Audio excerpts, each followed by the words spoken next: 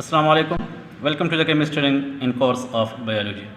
Dear student, आज हम पढ़ रहे हैं चैप्टर नंबर 14 रिस्पायरेशन के MCQs in part number 7.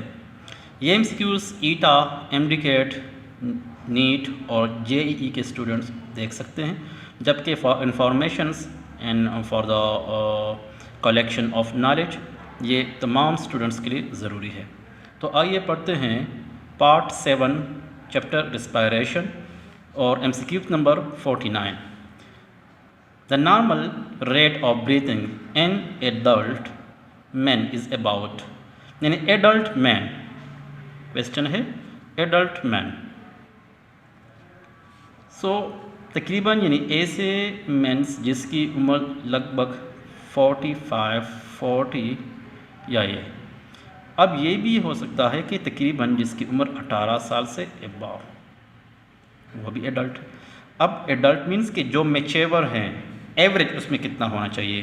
12 to 15 times पर मिनट, 12 to 16 टाइम्स पर मिनट, 10 to 12 टाइम्स पर मिनट, या 20 to 22 टाइम्स पर मिनट. यहाँ पर देख लीजिए, ये थोड़ा टेक्निकल है, ये भी सही हो सकता है. ये तो 12 to 16 टाइम्स अगर आप अब भी 1 मिनट के आफ्टर अपना चेक कर लें कि ब्रीथिंग टाइम आपका कितना है. अगर आपकी उम्र 18 से अबाव है तो यकीन नॉर्मल लेवल आपका ये हो सकता है. ये जो है ये कम है, बल्कि ये अबाव है. तो तकरीबन ये 12 से लेकर 16, 17, 18 तक ये जा सकता है, बल्कि लोगों में 19 तक भी ये नॉर्मल रहता है. लेकिन बाई एक्सरसाइज ये ऑलरेडी चेंज होता है, इट चेंज्ड, ये ज़्यादा होने लगता है. लेकिन इट मीन्स कि नॉर्मल रेट, तो इससे मुराद ये है कि एट द रेस्ट कंडीशन, ये रेस्ट कंडीशंस की बात कर रहा है. तो यहाँ पर जो एक सही ऑप्शन है वो ऑप्शन नंबर बी. उसके बाद नेक्स्ट क्वेश्चन है कि the kind of receptor responsible for the act of inspiration in the wall of passage is stretch receptors, chemo receptors, centrals chemo receptors, या ऑल ऑफ देम.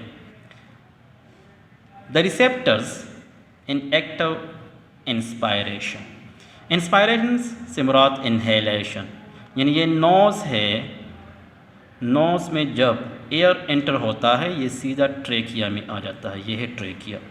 अब trachea के अंदर सीलिया होते हैं और म्यूकस सिक्रेट होता है, जो कि एक्टो इंस्पायरेशन के लिए बहुत नेसेसरी है, ताकि ज़्यादा से ज़्यादा ऑक्सीजन को वो इन कर सके. दूसरी बात, अब यहाँ पर क्या है, कौन से रिसेप्टर्स मौजूद हैं जो इस काम को करने के लिए ज़रूरी है? वो है स्ट्रेच रिसेप्टर्स. कीमो रिसेप्टर्स भी यहाँ पर होते हैं, लेकिन कीमो रिसेप्टर्स क्या करते हैं, ये partial pressure of carbon dioxide और पार्शियल प्रेशर ऑफ ऑक्सीजन को मेंटेन रखते हैं. यहाँ पर ये नहीं कहा गया कि partial pressure of carbon dioxide और ऑक्सीजन को कौन कंट्रोल कर रहा है. यहाँ पर क्वेश्चन है कि वो रिसेप्टर जो एक्ट और इंस्पायरेशन कंट्रोल करता है. इट मीन्स कि यहाँ पर कोई और रिसेप्टर्स हैं जो कीमो रिसेप्टर्स नहीं है. अब सेंट्रल कीमो रिसेप्टर्स, दोबारा कीमो रिसेप्टर्स की बात आ गई कि ये भी नहीं है. ये किस चीज़ के लिए ज़रूरी है? They are for ventilation. Ventilation mean for the ज़्यादा से ज़्यादा क्या है कि गैसेस इन एंड आउट हो. अब यहाँ पर तो सिर्फ इन की बात हो गई है. जब इन की बात हो गई है तो stretch receptors are the best receptors found in the trachea, जो कि एक्टो इंस्पायरेशन के लिए ज़रूरी है. अब यहाँ पर ऑप्शन डी भी गलत, तो कौन सा ऑप्शन ठीक हुआ? ये option number first. Next question है कि the inspiratory centre is located on the side of medulla oblongata. Medulla oblongata के कौन से साइड पर इंस्पायरेटरी सेंटर मौजूद होता है? मैं यहाँ पर मैंने ड्रा किया हुआ है कि ये हमारा अगर ब्रेन है तो बिल्कुल बैक साइड पर, इनसाइड द नेक, सॉरी यही नेक रीजन पर, यानी बैक डार्सल साइड पर हमारे जिस्म में जब ये ब्रेन बैकबोन की तरफ जाता है तो यहाँ पर पार्ट है मेडुला ओब्लांगेटा. कौन सा पार्ट है? Medulla oblongata. अब ये मेडुला ओब्लांगेटा, इसके 3 साइड्स बेसिकली यहाँ पर हैं, एक ये वाला, एक ये वाला, जबकि 2 इसके साइड्स हैं. ये क्वेश्चन बताते हैं inspiratory centre is located on the which side. तो वेंट्रल पार्ट कौन सा है? Ventral part it is the lower. while these sides are the lateral, while it is the upper part, it is the lower parts, क्योंकि medulla oblongata इस तरह नीचे की तरफ चलता है. It is the upper part, it is the lower part. So which part, that is the lower part and upper part. Upper part basically it is called as the ventral, while it is the dorsal part. Now यहाँ पर अब देख लेते हैं कि upper part यानी ventral part है और जो लेटरल पार्ट हैं वो साइड्स हैं और जो लोअर पार्ट हैं वो इसका डॉर्सल पार्ट है. तो inspiratory centre basically it is under the control of the lower part, it is under the control of the ventral part, यानी दिस पार्ट, ये जो है अपर पार्ट, इट इज़ ये करेक्ट ऑप्शन है. अब डॉर्सल साइड नहीं है, ये वाला साइड नहीं है. लेटरल पार्ट और ये दोनों sides it control the expiratory centre, जबकि एंटीरियर तो यहाँ पर मौजूद है हेड रीजन, तो एंटीरियर भी नहीं हुआ. तो अब कौन सा पार्ट ठीक है? Ventral part. उसके बाद जो नेक्स्ट क्वेश्चन है वो है what is the expiratory centre is controlled by medulla oblongata. Normally हम जाते हैं. अब एक्सपायरेटरी सेंटर कौन सा पार्ट है जो कि कंट्रोल किया जाता है, किस वजह से? अब यहाँ पर मैंने जिक्र कर दिया कि यहाँ पर देख ले कि it is under the control of basically dorsal ventral, दो पार्ट्स हो गए.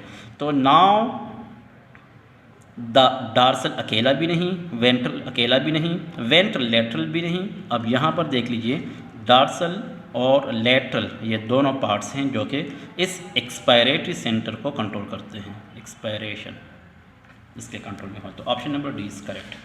इसके बाद जो नेक्स्ट क्वेश्चन है वो है the normal breathing rate in childrens is about 30 to 35, 35 to 40, 40 to 45 यानी नब्बे, यानी इतने टाइम्स पर मिनट. अब चिल्ड्रंस की बात कर ले जो कि वीक इम्यूनिटी सिस्टम रखते हैं, क्योंकि इसका ग्रोथ टाइम होता है, इसलिए इस ग्रोथ टाइम के लिए इसको ज़्यादा से ज़्यादा चाहिए ऑक्सीजन, और ज़्यादा ऑक्सीजन चाहिए फॉर इनहेलेशन. ज़्यादा इनहेलेशन होगा तो ज़्यादा ऑक्सीजन ये प्रोवाइड कर लेंगे, जिसकी वजह से अब ज़्यादा ऑक्सीजन से इसकी इंस्पायरेटरी रेट और एक्सपायरेटरी रेट ये आम एडल्ट से ज़्यादा होगा, बल्कि डबल नहीं उसके ट्रिपल ज़्यादा होगी. तो यहाँ पर ये पॉइंट भी सही नज़र आ रहा है, ये भी नज़र आ रहा है. तो मुमकिन है कि जो सबसे ज़्यादा यहाँ पर मौजूद है इट इज़ द करेक्ट. यहाँ पर एक और क्वेश्चन है कि question number 54, clinic now send message for activation to intercostal muscles, ribs, sternum and diaphragms. अब क्वेश्चन है phrenic nerves. Phrenic nerves basically ये आते हैं सेंट्रल नर्वस सिस्टम से. प्रीनिक नर्व्स ये बेसिकली वो मोटर नर्व्स हैं जो कि CNS से आए और जो एक्टिवेट करेंगे आमतौर पर इंटरकॉस्टल मसल्स के लिए इंटरकॉस्टल के नाम से नर्व्स आते हैं. रिब्स के लिए, रिब्स बेसिकली यहाँ पर जो है ये करेक्ट ऑप्शन नज़र आ रहा है, बिकॉज के स्टर्नम ये चेस्ट बोन है, ये फ्रंट, यहाँ पर इसके साथ अटैच होते हैं रिब्स. उसके बाद जो है डायाफ्राम. डायाफ्राम एक ऐसा पार्ट है जो कि इंस्पायरेशन और एक्सपायरेशन के लिए काफ़ी इम्पॉर्टेंट है. तो यहाँ पर रिब्स और स्टर्नम चूँकि एक साथ लगे हुए हैं और इंटरकॉस्टल मसल्स रिब्स के अंदर मौजूद है, अब उसके लिए तो ऑलरेडी इंटरकॉस्टल नर्व आ रहा है, बाकी जो रहने वाला पार्ट है वो है डायाफ्राम. तो ये जो प्रीनिक नर्व्स हैं ये डायाफ्राम की इंस्पायरेशन और एक्सपायरेशन टाइम में इसकी एक्टिवेशन और इसकी जो अपवर्ड और डाउनवर्ड पोजीशन है उसको कंट्रोल कर रहा है. यहाँ पर क्वेश्चन नंबर 55 देख लें कि the movement of diaphragm at the time of expiration is. Diaphragm का मूवमेंट एक्सपायरेशन की टाइम ये अपवर्ड होता है, डाउनवर्ड होता है, चेंज ही नहीं होता या राइट साइड पर होता है. क्वेश्चन ज़रा दोबारा देख लीजिए कि movement of diaphragm at the time of expiration. अब हम सांस ले रहे हैं, नहीं सॉरी, सांस निकाल रहे हैं, हमारे जिस्म से हो रहा है एक्सहेलेशन। Expiration mean exhalation. तो डायफ्राम नॉर्मली डोम शेप में होता है, इस तरह बिल्कुल ये जो लंग्स हैं उसके थोड़ा नीचे। इन एक्सहेलेशन हो तो इसकी पोजीशन थोड़ी सी अपवर्ड होती है, और जब इनहेलेशन हो तो इसकी पोजीशन डाउनवर्ड होती है। यानी जब ये एक्सहेलेशन हो तो ये उस टाइम काफ़ी डम शेप में नज़र आता है, गुंबदनुमा नज़र आता है, इस तरह इट बिकम डम शेप। और जब इनहेलेशन हो तो ये इसका शेप गुंबदनुमा नहीं बल्कि ये फ्लैट थोड़ा सा हो जाता है, लेस डम शेप हो जाता है। अब यहाँ एरोस देख लीजिए, इट मीन्स इनहेलेशन के टाइम में डाउनवर्ड और एक्सहेलेशन के टाइम में अप होता है। अब क्वेश्चन है during the time of expiration, तो एक्सपायरेशन के टाइम में क्या होता है, ड्यूरिंग द एक्सहेलेशन होता है, इट बिकम अपवर्ड। तो अपवर्ड में जो ऑप्शन नंबर 1 है it is the correct time. उसके बाद नेक्स्ट क्वेश्चन है कि the number of lobes in right and left lungs are, के sorry in right and left lungs, ये लंग्स हैं दो, इस तरह मैंने इसका डायग्राम बनाया। नंबर ऑफ लॉब्स पहला बताया है राइट और दूसरा बताया है लेफ्ट। राइट में 1 2 3, लेफ्ट में 1 and 2, तो कितने हो गए 3 and 2। अब देख लीजिए 2 3 2 2 3 2 या 3 3, तो ऑप्शन यहाँ देख लीजिए कि ये है द 3 and 2, तो option number C is the correct. Dear students, आज के लेक्चर के अंदर हमने कई एमसीक्यूज़ पढ़े जो कि पार्ट 7 था, चैप्टर रेस्पिरेशन से। उम्मीद है कि आज के लेक्चर को आप बेहतर समझे होंगे। Thank you.